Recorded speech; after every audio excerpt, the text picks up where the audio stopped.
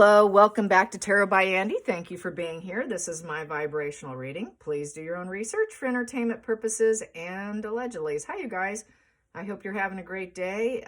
Can't believe it's already Monday. I really did get my days mixed up over the weekend. A lot of things going on with the holidays. Yes, I have more Thanksgiving shopping to do. I'm doing my Christmas shopping. I'm cleaning my house.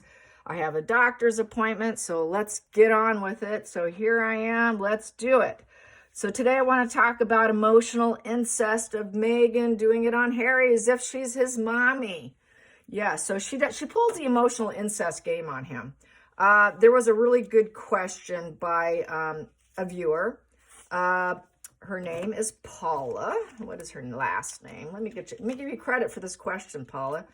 Paula Claston asked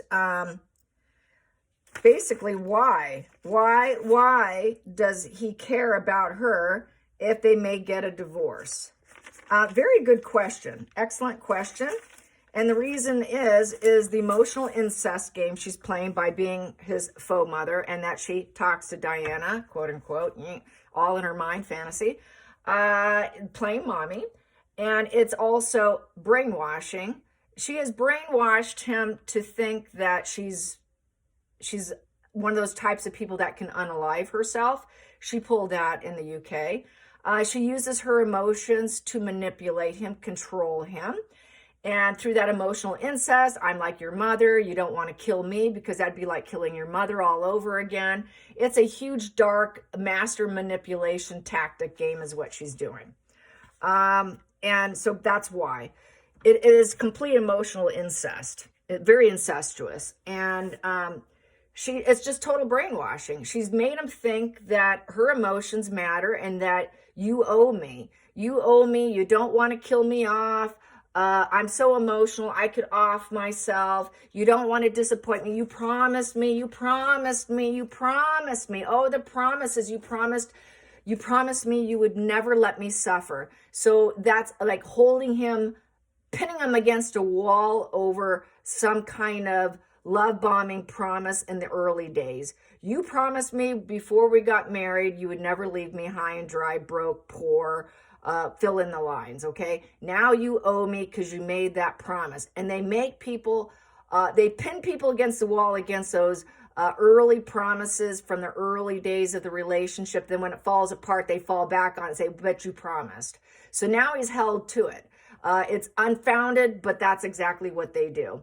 But yet, if the coin was to be flipped where he made promises to her, she would renege with no doubt. She doesn't care. But a narcissist is going to hold a male borderline, Harry, pin him to the wall and make him promise. She's going to play on his emotional empathy. He has an emotional empathy switch. It goes on, it goes off. So it kind of depends on his mood in the moment, how he's going to respond and react to her. So basically, this is it. Since he's a male borderline, this is what I figure, okay? And she is a narcissist, but they both have that abandonment wound. They have that in common. But really, what it boils down to is the narc needs what a borderline has, and a borderline has what the narcissist need. What the borderline has that the narcissist doesn't have is an emotional switch. On, off. Sweet, mean. They enjoy the drama. That's why you will see a lot of narcissist borderlines get married.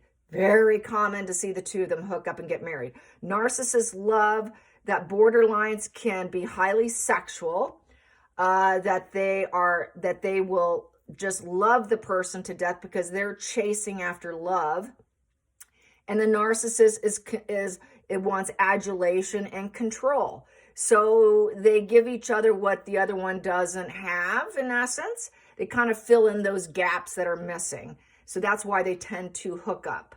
But in that situation, you're better off to be the borderline and not the narcissist, because the borderline does have empathy. They do have feelings. They can feel the feelings of other people.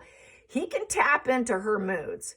He knows when she's slightly peeved, probably by the tightening of her jaw, because they're really good at reading people because they had to at a very young age out of that paranoia, the fear of abandonment, the fear in them makes them really tune in to the emotions of people around them. So he tunes into it. He's finely tuned machine and tuning into that. So he can pick up on it. So it's going to depend on that, how he's going to react to her. But they tend to want to jump in to save people. Borderlines tend to always want to rescue, help. They're very helpful. They want to be emotionally available. They want to be dependable. If you're hurt, they hurt. So this is why. If she hurts, I hurt, then I would be hurting her, and then I would be hurting my mommy. It would be like hurting my mommy all over again. So this is part of the manipulation, but it's better to be a borderline than a narcissist. So anyways, but the problem is the borderline can completely crash down and break a narcissist like nobody else. A borderline can completely crush a narcissist because they can go dark. And when they go dark, they can go so dark that you will not ever want to mess with them again. That's where Harry has that real violent streak that he has. When he goes dark, he splits black, he becomes very psychopathic. The traits become very psychopathic. Their whole relationship is not love, it's built on enmeshment. Harry is so defensive and so emotionally wounded. He's at 4 of Cups where it's not good enough. He holds back because he's afraid of emotional pain. So it's not love. It's not true connection. It's enmeshment. The narcissist always is enmeshment. It's about control and enmeshment and giving them what they want. And so he's just the tool. But to Harry, he's thinking he's attaining love, and he's trying to recreate history. Because borderlines want to recreate history and fix what was broken before, which is his mother. It's the mother wound. So that's why Harry is available and willing to help her, even in the face of divorce on the table, and it looks like it's about to crash and burn and everything's coming to a completion. A borderline will still be concerned about the ex, where the narcissist could care less. So there's the answer for Paula. Paula, thanks for your question. Excellent question. I should have addressed it way a long time ago. Or if I did, it's been a while since I've addressed it. But that's how it rolls. That's basically it in a nutshell. And I hope you understood that. So I don't want to confuse people. I try to make it simple. So here we go. Let's clear the energy. Let's clear the energy. I'm going to ask, since that was such a good question about the emotional incest and putting her first and putting himself second, how's he feeling now? How's he feeling now? I know he doesn't want her. He doesn't want her sexually. He doesn't want her as a partner. He wants to go home. He wants to split. But how's the claw effective on her? It's not very effective anymore. But where are they today? Because it shifts, it shape shifts, the energy shifts, a lot can come in that can affect their moods. How is it? Let me see, how should I frame this? How should I frame this question? Why does he still care? Does he still care? How's his caring? How's Harry's caring? How does he care now? How's Harry caring about Meghan now? How's he caring about Meghan now? How much is his level of care? He doesn't care. He wants to drop her as a resource. That's lost fuel right there. He doesn't care. I'm going to take that stack, put this one over here, okay? So this is where I'm pulling from. So basically, it's a lost resource. He doesn't want her anymore. She's mine, mine, mine. She's all mine. She's my wife. And we're going to keep doing this pattern of behavior, and we're going to keep doing it in all relationships. So this is a possession. It's enmeshment, but she's mine. We got money. I own her. He doesn't want to be owned either. I'm not your possession anymore. We are not in alignment. It's very unstable. It's a 4 in reverse. So the foundation's cracking down. At first, she's mine and I'm hers and we are together and we're going to keep doing what we do because we're like soulmates. Soulmates, when they use soulmates, run. Put on your best running shoes and run. Soulmates and possession is very borderline. I got this from actually a psychology magazine, that it's very common for borderlines to consider their people their possession because they fear abandonment. So that would be Harry's card here, not Meghan's. Megan does is greedy, but she really doesn't care about people enough to keep them around. She tends to devalue, discard, dump, and run. But so this would be more of a borderline card. So that being said, I don't want to be possessed anymore. I don't want her possessing me. Challenging position is getting out of it. How do I get out of it? Yep, that's always been the problem. I don't want her, but how do I get out? I'm trapped with the Eight of Swords card. So with that Eight of Swords in the upright, he's really, he's a prisoner. He's a prisoner. I don't want to be her. I don't want to be owned by her. I'm trapped. She trapped him by a fake pregnancy. And he wanted out. He knew he was entering into yet another cage. That's like he's got, his whole head is caged in. And he's had to stay blindfolded to the fact that he was just a token of ownership to her that he didn't want. And she trapped him. How do I get out? What do I do? I'm wrapped up here, and I'm immobilized. I'm immobilized in fear, and I'm feeling abused. I'm feeling abused because she thinks that I belong to her. I don't want this.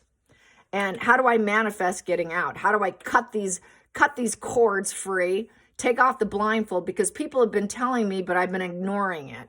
He ignored it. He was warned, don't marry her. He did anyways.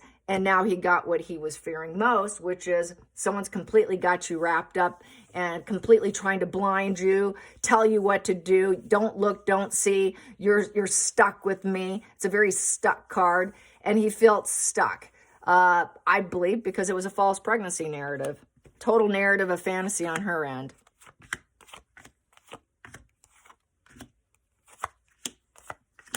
And then these are my anchoring cards I will put there. So here we go. Past position that doesn't serve is getting busted. He was warned. He was warned, okay, she's an antagonizer. She's going to betray you. Whoops. That was very unfulfilling. I need peace now. I'm going to back down. He needed to back down before, but he wouldn't. So basically, everything's been a very unfulfilling win. Thinking that he won a prize, that he got a wife as attractive as Catherine, according to him. That he was going to have a wife just like, what William has, because this is what drives him. He thought he snagged something, but there was war over it, and he should have let her go. He should have said, okay, this is not going to work out. I should drop my sword and walk away for peace. But he didn't do it. He allowed himself to get trapped. He knew that he was just a possession and just a tool. He's just a tool, a possession, nothing more. There's no love on the table here. I just trapped you. So I've been saying this for years. This is the only reason why I have any ounce of empathy for Harry is she trapped him. She put him on a leash like a dog and she dragged him, okay? Really, that's what happened. But he's just so emotionally immature, arrested development of such a little boy. He was seeking that love where she was seeking control. So let's get to the focal point here. And she succeeded. She succeeded, and now she wanted to glow up. He thought he can glow up. He likes the attention just as much as Megan. They both are addicted to the attention, thinking they can win. We can be successful. If I allow her to possess me and trap me, then maybe we can be successful. I'll just drop my sword. I won't fight it. I'll just drop my sword and give her what she wants. And then she can get all the accolades and the attention. And then she took all the attention for herself. That's what happened. She likes the limelight. Look at me, look at me. Very kind of narcissist card here is just shine the light on me. I am it. With that Six of Wands. With the Six of Wands is she wanted good fuel, that, she wanted to glow up and be celebrated. Celebrated. What did I say? Narcissists want to be celebrated. Megan wants to be celebrated. He wants to be celebrated, but it became Megan becoming celebrated. Getting the acknowledgement of all the success and all the great endeavors all went to Megan, okay? That's the Six of Wands. And then now he wants to get rid of her. He wants to get rid of her with the Five of Cups. But instead, he ended up losing his relatives. He ended up sadness, grief. The plans went awry. Total betrayal. He ended up betraying his family to garner some attention with the narcissist. But now he knows he screwed up. He doesn't want to cry over it. But it's been a delayed loss. A delayed loss of letting go of Megan. going into the future of how to get out of this relationship. I'm out. I don't want her anymore. I want to get a divorce. We gave it a try. It is basically iceberg love with the lovers in reverse. It's very platonic, disinterest. It's also the enmeshment. I tested you, but it was cognitive love. It's just enmeshment. It's not love. We don't like each other. We don't want to be around each other. We're not going to reconcile ever again. It's a number 6, which is there's no harmony. They're not going to embrace new experiences together. It's all crashing down. So here we go. And there he goes. Now he's wondering, okay, that was the wrong lover. Maybe we should find new ones here. So basically new romance is on the table. We break up, now we're looking. So both are looking for someone new that they can be successful with and go through the stages of grief with the 5 of Cups in reverse and being hopeful that they can go back to their friends, that they can delay the loss and then find something new. Outside influences, yeah, divorce. Yeah, it's there right there. There it is. Divorce, divorce. Yeah, it's going to happen after Christmas. We're going to hear about it. Hopes and fears. Yeah, then we can travel, do our own thing, and it comes to a completion, and it's going to be a happy ending. They don't want each other. It's the end of the journey and start a new one with a new lover. With a new lover. Boom. And then we put out the message. And to them, it will be a good message. They're going to put it out as a positive new beginning, healing through therapy, and putting out messages of love. So that's going to be like, we both agreed to this. We both want this. We're doing it for our children. We got kids, so we have to do it in the most loving, high vibe divorce. What do they call it in Hollywood? Gosh. I've heard it a couple times, but I forgot. But we're, it's like we're doing this with love. There's a certain word for it where, it's so joint that we're so happy for each other that we get this new message and don't be sad for us kind of thing. That's what's going to happen. Then we have this new journey with the Page of Pentacles. We learned something. Oh, we learned something from this love that we had and having children. This reminds me of J-Lo. J-Lo said this about Ben Affleck with the divorce. He left her, but then she spins it, I left him. I left Ben. And I'm so grateful for the time we had together from this divorce, and it's over. I'm so grateful for the love we have. We're going to celebrate the love that we did have. That kind of BS, okay? And because they're doing shame avoidance of the 5 of Pentacles and hoping that they can find something better. And basically, I'm gonna emerge from this broken energy, and I don't want to feel scorned anymore. And we're not harmonious, and I just want peace, peace, peace. I just want peace. So really, it is basically diverting the shame and trying to revert it and saying that we have hope. We have hope. We're on a new journey. We have hope here. I hope you accept this, that we're both on the same team of this is what's best for everyone kind of energy. Then we have here, and we're going to make it happen. Yes. And we just came up with this, and we're going to manifest it. And, so it is. So above, so below. We were so heavenly together, but it was also hell. We're going to chase new opportunities with our acting. We're acting, we're faking, we're smooth talking you, and we're going to communicate this.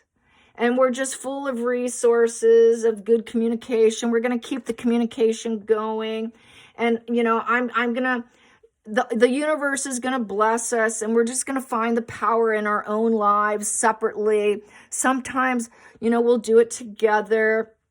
And the magician here, the magician is value of 1. So 1 is, it's a new beginning. It's a new beginning from the end, and it's sort of God potential. And it's just a new focus. We can create things differently. We're going to strive forward without each other. And we're going to see this, and we thought about it. We believe it, and we're both going to do wonderful as a team because of our children. And we're going to find love. I hope he finds love. I hope I find love. I still love him because we have children together. He'll always be my lover. That's what J-Lo said. Ben will always be I will always love Ben. So this is the same kind of, we heard from Ben and Jen. It's just going to be just very similar energy. They probably will both argue and fight over who pulled the plug, just like Ben and Jen. You know, we all know Ben did it, but Jen's claiming she did it.